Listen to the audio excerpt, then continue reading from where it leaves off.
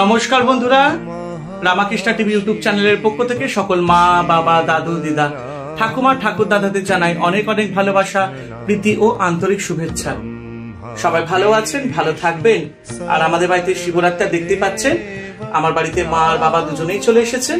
তো আজকে যেহেতু মঙ্গলবার, আজকে আমরা করি সংযম, এবং আজকের দিনে আমরা যেটা করি সেটা হচ্ছে এই যে আমরা আজকে যে সংযম করব, তার জন্য আমরা সবচেয়ে আগে যেটা আমরা করি, বাবার মাকে আমরা যেমনি কাঁচা সবজি, যেমনি আলু, শিম, কাঁচা লঙ্কা, কুমড়ো, গাজর, তারপরে পালং শাক, লঙ্কা আর গোবিন্দভোগের চাল দিয়ে ঠাকুরকে দিয়েছি।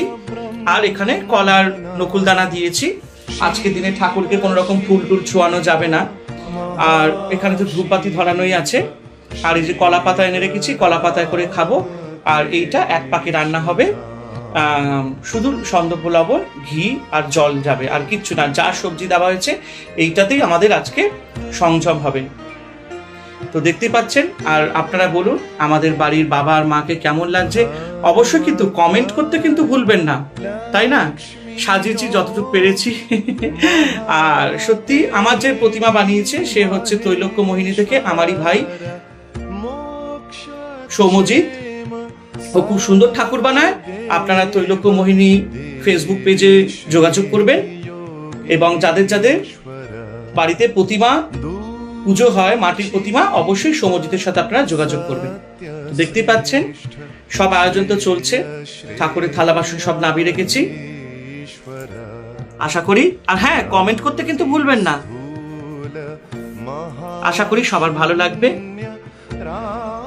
তো দেখতেই পাচ্ছেন সবাই, আমি সংযমের ভোগ যেটা আমি বসিয়ে দিয়েছি, এখানে কিন্তু কিছুই নাড়াবো না। যা যা সবজি ছিল তার মধ্যে একটু সন্দর্ভ লবণ তো দিতেই হবে। আর যা যা সবজি ছিল সব আমি কেটে দিয়ে দিয়েছি। আর দেখুন আমি এখানে ঘিও দিয়ে দিয়েছি। নিয়ে এটাকে আমি চাপা দিয়ে দেবো, এটাকে আর নাড়াবো না।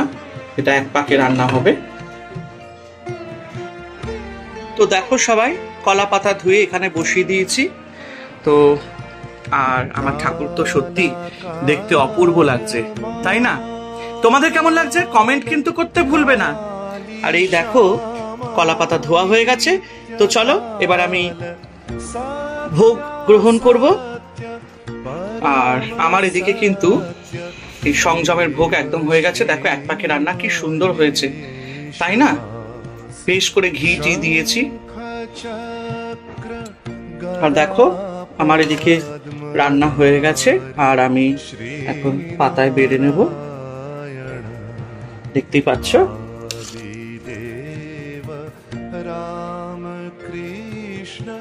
এটা কিন্তু খেতে খুব টেস্ট হয়। তো দেখো,